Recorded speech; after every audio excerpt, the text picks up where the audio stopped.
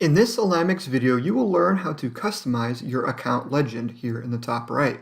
And you will only have an account legend if you've imported your accounts with a segmentation. So to customize the account legend, you click here at the top on the home menu, Configure Layers. Then in the bottom left, you can scroll down and you will see the legend appear.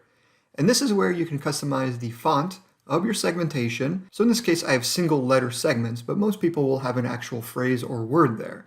And this is where you can customize the font and the text size. If you've imported a lot of different segments, like over 15 to 20, make sure you have it set to autofit.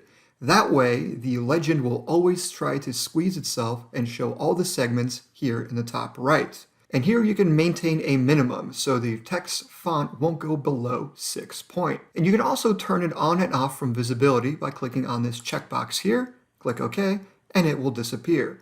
But the accounts are still shown on the screen because we've only hidden the account legend. So let's click back on Configure Layers and bring that legend back, and then click on OK. And there you go. You've just learned how to customize your account legend.